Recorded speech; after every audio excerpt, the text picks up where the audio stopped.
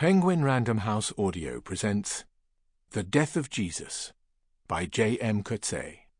Read for you by Cameron Stewart. Chapter 1. It is a crisp autumn afternoon. On the grassy expanse behind the apartment block, he stands watching a game of football. Usually, he is the sole spectator of these games played between children from the block, but today 2 strangers have stopped to watch too. A man in a dark suit with, by his side, a girl in school uniform. The ball loops out to the left wing, where David is playing. Trapping the ball, David easily outsprints the defender who comes out to engage him and lofts the ball into the centre. It escapes everyone, escapes the goalkeeper, crosses the goal line.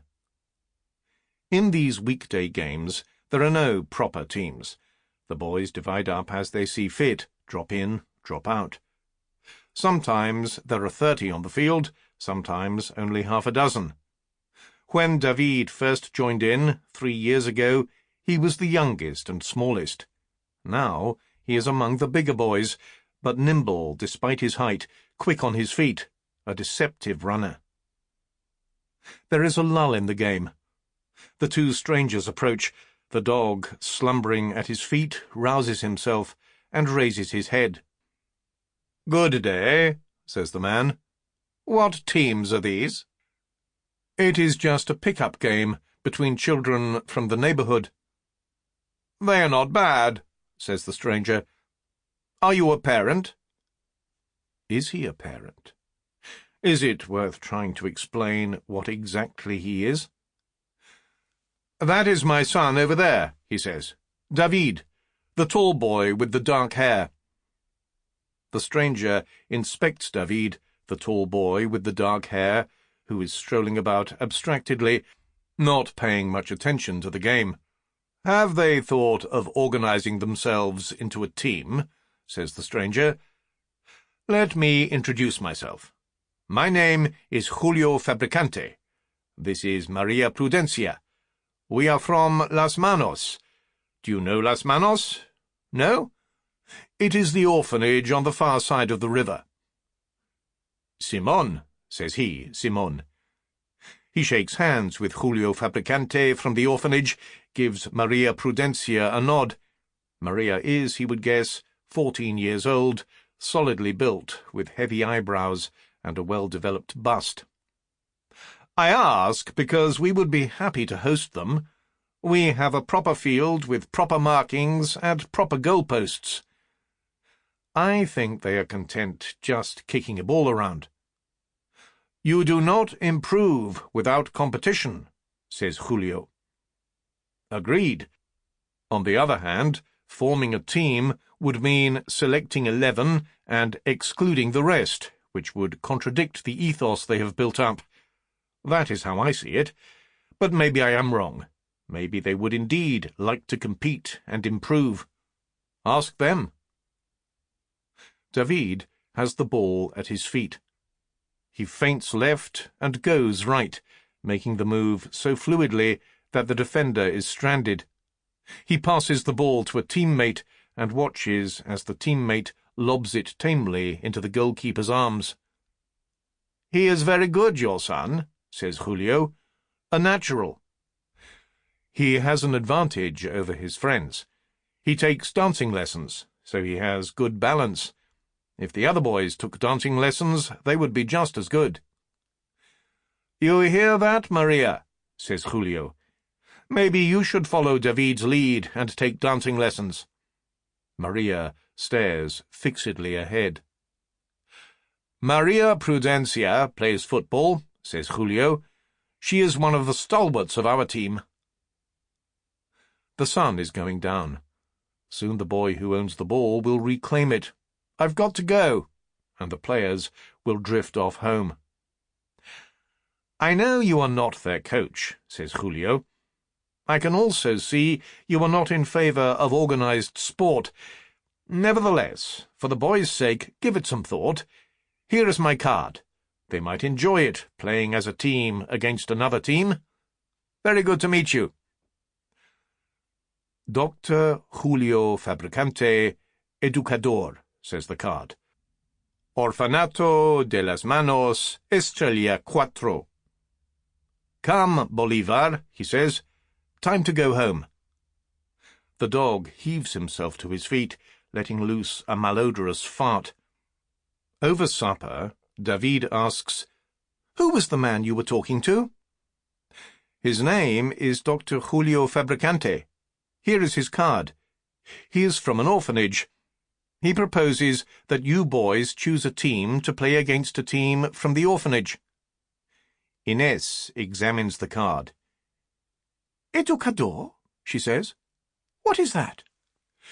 "It is a fancy word for teacher." When he arrives at the grassy field the following afternoon, Dr. Fabricante is already there, addressing the boys clustered around him. "You can also choose a name for your team," he is saying, "and you can choose the color of your team shirts." "Los Gatos," says one boy. "Las Panteras," says another. Las Panteras finds favor among the boys, who seem excited by Dr. Julio's proposal. "We at the orphanage call ourselves Los Halcones, after the hawk, the bird with the keenest sight of all." David speaks. "Why don't you call yourselves Los Huérfanos?" There is an awkward silence. "Because, young man," says Dr. Fabricante, "we do not seek any favors. We do not ask to be allowed to win just because of who we are." "Are you an orphan?" asks David. "No, I do not happen to be an orphan myself, but I am in charge of the orphanage and live there. I have great respect and love for orphans, of whom there are many more in the world than you may think." The boys fall silent. He, Simón, keeps his silence too. "I am an orphan," says David. "Can I play for your team?" The boys titter. They are used to David's provocations. "Stop it, David," hisses one of them. It is time for him to intervene. "I am not sure, David, that you appreciate what it is to be an orphan, a real orphan. An orphan has no family, no home. That is where Dr. Julio comes in. He offers orphans a home. You already have a home." He turns to Dr. Julio. "I apologize for involving you in a family dispute." "No need to apologize. The question young David raises is an important one. What does it mean to be an orphan? Does it simply mean that you are without visible parents? No. To be an orphan, at the deepest level, is to be alone in the world. So, in a sense, we are all orphans, for we are all, at the deepest level, alone in the world.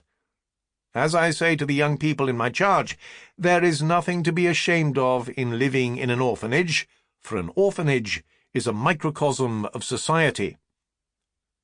"You didn't answer me," says David. "Can I play for your team?"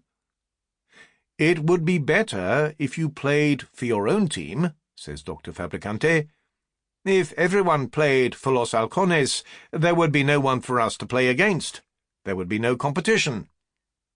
"I am not asking for everyone. I am just asking for me." Dr. Fabricante turns to him, Simón. "What do you think, Señor? Do you approve of Las Panteras as a name for your football team?" "I have no opinion," he replies. "I would not wish to impose my tastes on these young folk." He stops there. He would like to add, "These young folk who were happy playing football in their own way until you arrived on the scene." Chapter 2.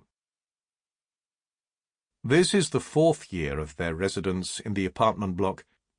Though Inés's apartment on the 2nd floor is large enough for all 3 of them, he has, by mutual agreement, taken an apartment of his own on the ground floor, smaller and more simply furnished.